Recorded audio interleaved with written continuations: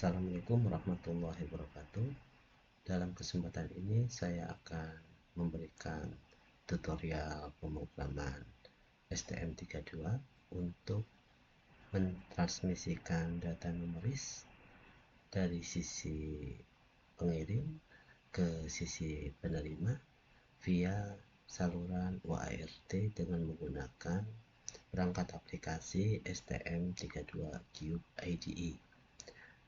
Untuk memudahkan sisi penerima menginterpretasikan atau memparsing data, protokol pesan yang saya gunakan seperti nampak pada layar. Jadi di sini pesan dikirimkan dalam bentuk string, diawali dengan header pesan, kemudian data-data numeris yang akan kita kirim yang dipisahkan dengan spasi. Di sini kita nanti akan menggunakan fungsi string print atau sprint.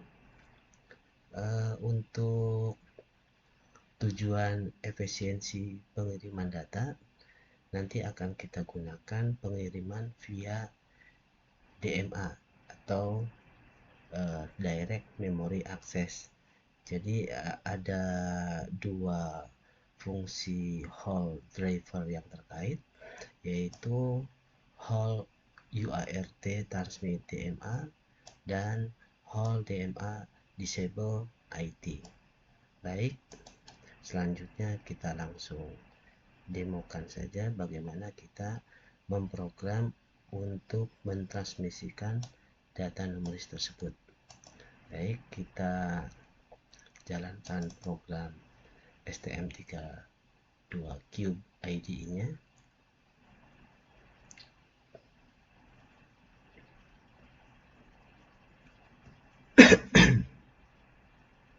Oke, selanjutnya kita buat project baru, klik file, new, STM32 project.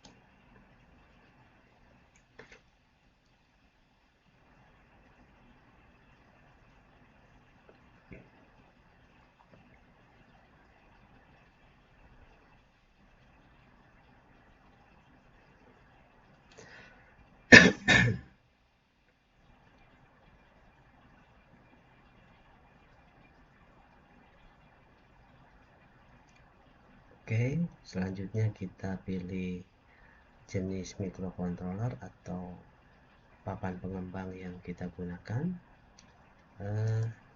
Di sini saya menggunakan papan pengembang seri Nucleo 446. Kita klik boot selektornya.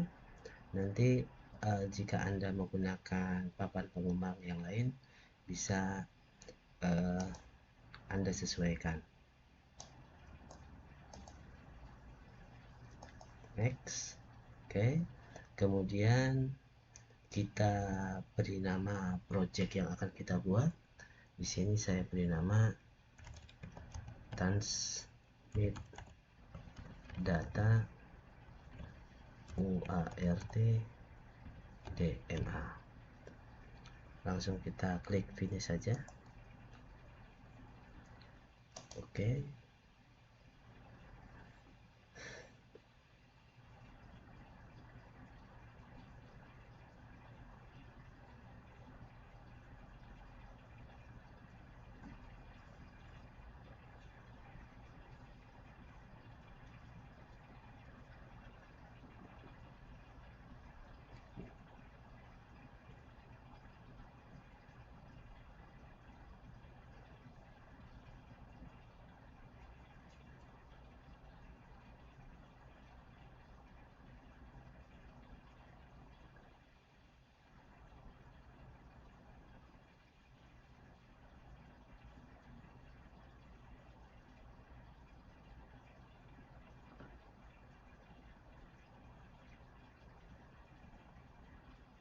Oke, sebelum kita lakukan coding, kita terlebih dahulu melakukan konfigurasi hardware. Pertama, kita setting terlebih dahulu detak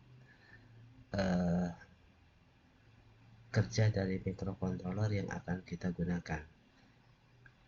kita setting data kerjanya sesuai dengan nilai maksimal yang bisa digunakan di microcontroller ini, yaitu 180 MHz. Klik enter.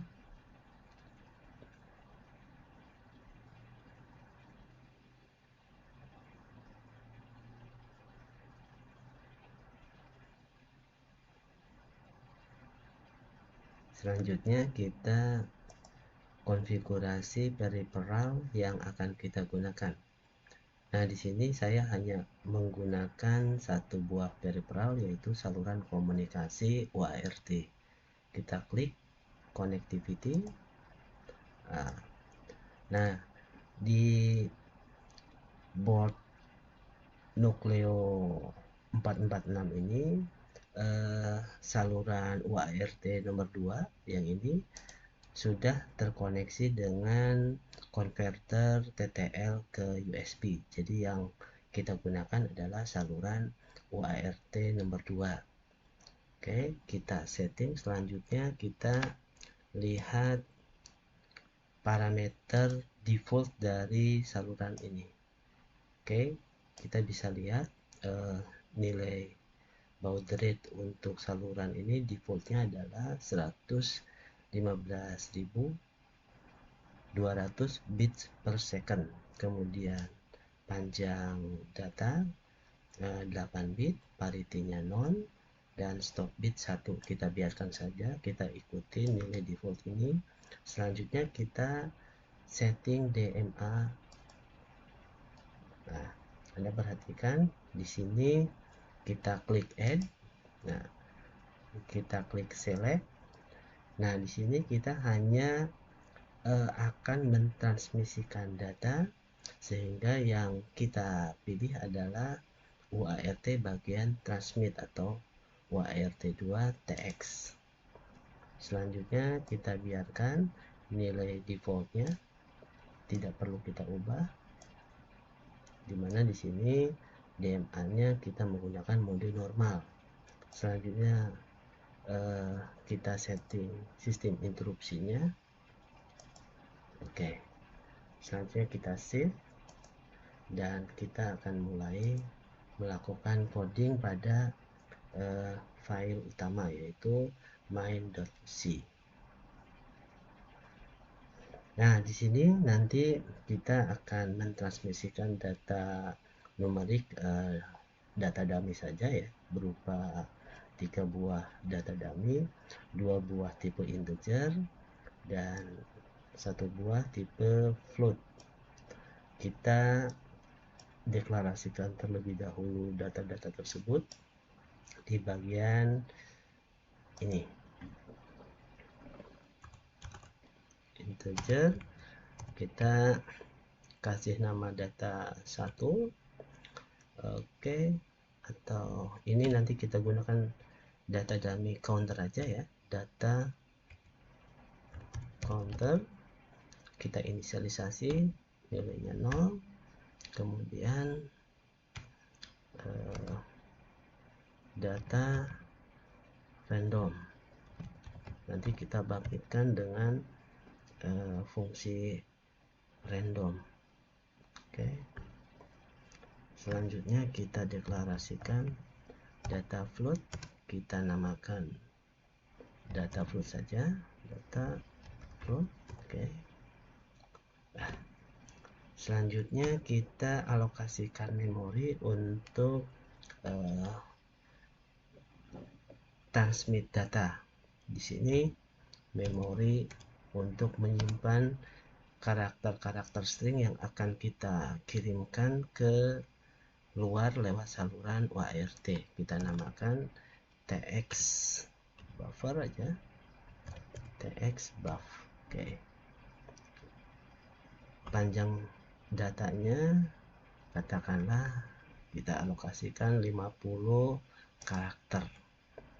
Oke, selanjutnya kita masuk ke program utama kita. Nah, di sini kita skenario-nya adalah kita transmisikan data-data dummy tersebut katakanlah setiap 2 detik sekali ya. Kita program di never ending looping atau di while satu ini. Oke.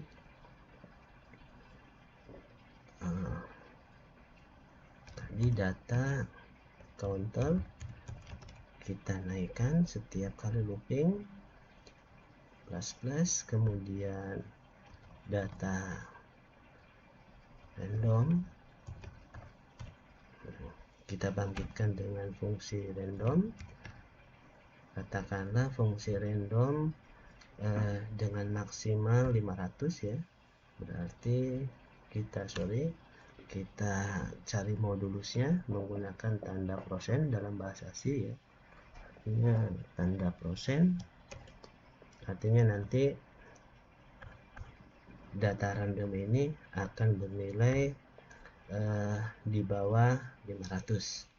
Oke, selanjutnya kita cari tadi data floatnya. Data float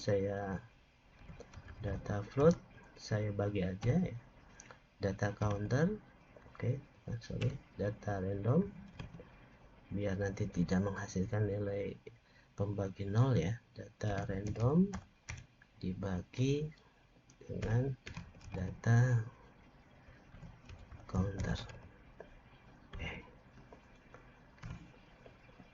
Selanjutnya kita ubah data-data tersebut, dan yang nanti selanjutnya akan kita kirim ya lewat saluran serial tx buff, kita ubah ke dalam bentuk string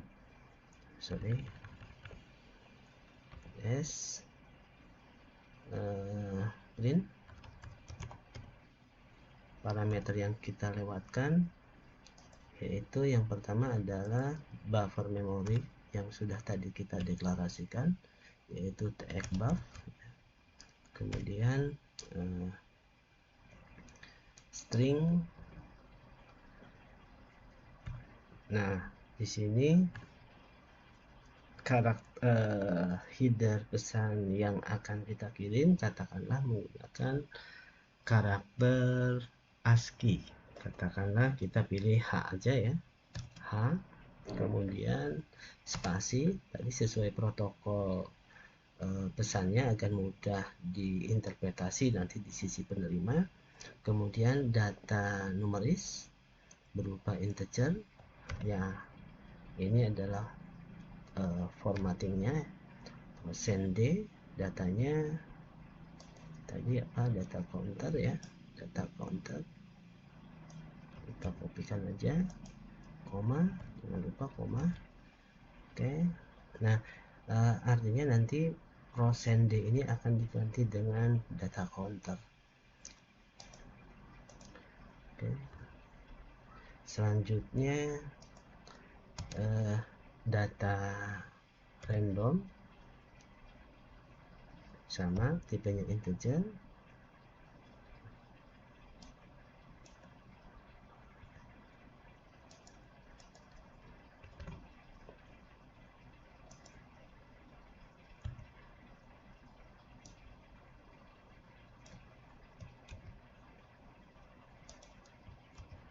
Oke, dan terakhir data float, formatnya adalah %f. Nah, di sini data float yang akan kita kirimkan katakanlah memiliki kepresisian 2 digit desimal di belakang koma ya. Oke, 2.2f. Kemudian di sini data float kita kopikan saja, dan koma data float. Oke. Nah, ini adalah data-data yang akan kita kirimkan. Oke, selanjutnya kita baru kirim data ini ya, data string ini dengan menggunakan 2 buah fungsi tadi. Oke, fungsi. Nah, kita kopikan saja di sini. Saya nanti akan jelaskan. Oke. Nah, di sini fungsi hal UART transmit TMA itu membutuhkan kita lewatkan parameter pertama berupa address dari pointer struktur handle dari UART2 nya, kemudian alamat dari buffernya ini, kemudian yang ketiga adalah panjang string dari buffernya. Oke, selanjutnya ini fungsi hold DMA disable IT, artinya kita tidak maksudnya kita mendisable interupsi setengah data ya. Oke, kemudian karena kita akan kirim data ini secara looping setiap 2 menit sekali, jangan lupa kita di sini gunakan fungsi standar hold delay saja. Hold delay 2000 ya. Ini parameter yang dilewatkan memiliki unit satuan milidetik, tetapi Anda perlu pahami bahwa untuk program yang betul-betul real time sebenarnya kita harus menghindari fungsi-fungsi semacam ini ya, hold delay, karena sifatnya akan memblocking. Nanti kita gunakan di tutorial yang akan datang, misalnya bagaimana kita mentransmisikan data-data secara periodis tanpa menggunakan fungsi-fungsi yang sifatnya ngeblok. Oke. Kita perhatikan di sini di baris 108 ya, ada sesuatu, ada peringatan. The float formatting support is not enabled. Di sini untuk fungsi ini ya, untuk fungsi sprint ini diperingatin bahwa dia tidak support, jadi harus melakukan sesuatu ya, harus disetting terlebih dahulu nih. Tapi untuk sementara kita abaikan saja, sehingga nanti kita bisa tahu konsekuensinya kalau misalnya hal yang tak diperingatin oleh di sini kita abaikan. Oke, selanjutnya kita compile.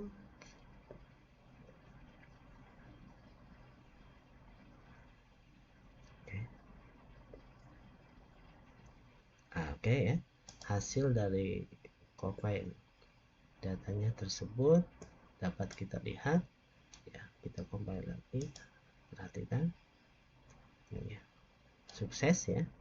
Oke, udah jadi bahasa mesin. Selanjutnya program ini akan kita download ke board yang saya gunakan, yaitu board Nucleo STM32 seri 446. Saya di sini akan menggunakan programmer STM32 Cube Programmer.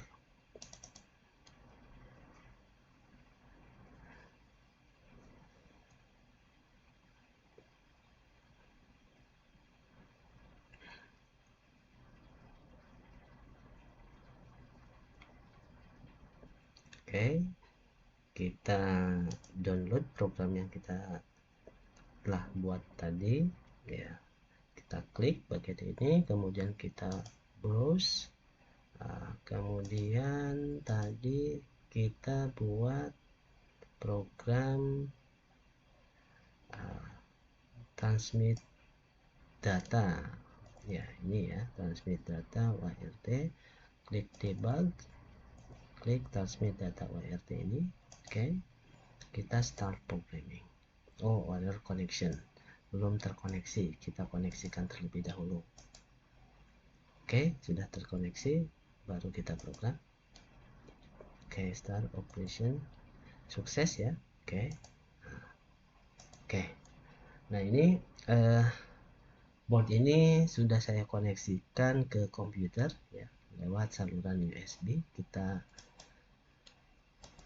cek apakah data yang dikirim board ini bisa diterima oleh komputer. Di sini saya menggunakan aplikasi terminal Hercules ya. Jadi banyak pilihan sebenarnya untuk tujuan debug atau komunikasi microcontroller dengan komputer ya. Oke, kita pilih serial. Nah, tadi terlebih dahulu kita harus memastikan baud rate yang digunakan di microcontroller sama dengan baud rate yang kita gunakan di komputer, yaitu tadi sama ya, ini 115.200. Oke, data size-nya 8 bit, kemudian parity-nya non, yang lainnya sama. Oke, kita open, klik. Nah, Anda perhatikan saya reset. Oh ya, Anda perhatikan ya. Nah, ini saya lupa data yang ditransmit.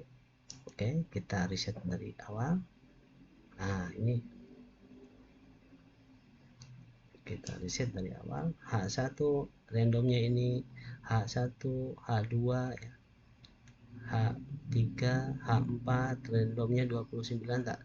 Nah, di sini kita bisa melihat bahwa data float yang kita kirimkan tidak muncul ya. Ini sebagai akibat dari tadi kita mengabaikan ya peringatan dari compiler. Oke, kita perbaiki, kita close dulu. Oke, nah, kita masuk lagi ke program utama kita. Nah, tapi sebelumnya tadi kita perhatikan, jadi data yang dikirim akan langsung terus-menerus ya, tidak ada pada baris baru ya, jadi langsung akan mengisi kolom-kolom selanjutnya ya. Jadi di sini kita kalau misalnya kita menginginkan apa namanya ada karakter garis baru, maka jangan lupa dalam program utama setelah data yang dikirim ya, kita kirim juga karakter enter, yaitu R, dan karakter line feed ya, garis baru, spasi slash R dan slash N. Jadi nanti data yang dikirim akan rapi ya, akan berganti baris. Kemudian peringatan ini memerlukan tindak lanjut, yaitu untuk men-setting pada bagian si build-nya ya. Jadi Anda klik ini project, kemudian klik properties-nya, kemudian klik ini si building-nya, masuk ke setting. Oke. Nah, Anda perhatikan tadi ke MCU setting. Nah, ini ada pilihan yang perlu kita kita klik ya, use float with print from, ini new lib ya, ini juga kita klik aja biar nanti bisa kita gunakan fungsi scan. Oke, apply and close. Oke, selanjutnya kita compile ulang. Oke ya, udah tidak ada kesalahan. Kita download programnya, program yang tadi ya. Nah, ini program yang tadi, transfer data WDMA, start programming. Oke, file, kita coba lagi.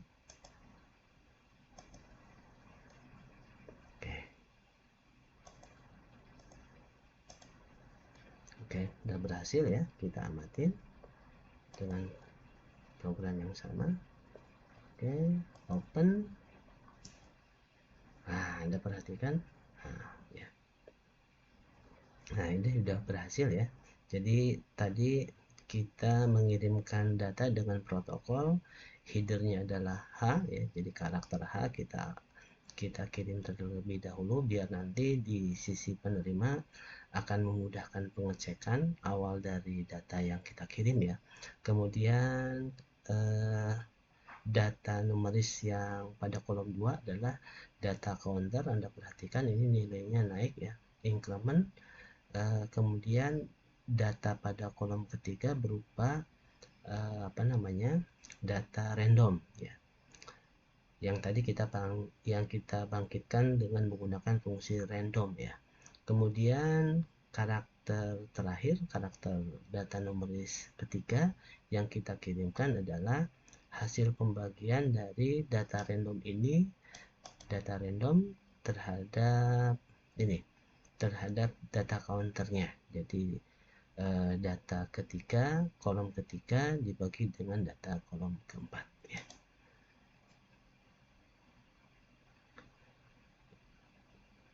Anda bisa bereksperimen nanti. Untuk tutorial selanjutnya nanti saya akan menjelaskan bagaimana kita memparsing atau mengolah ya, atau menginterpretasikan data-data yang dikirim ini sehingga nanti bisa diolah lebih lanjut di sisi penerima. Jadi di sini kita hanya menampilkan saja untuk tujuan, katakanlah untuk tujuan debug ya. Oke, mudah-mudahan bermanfaat ya. Terima kasih.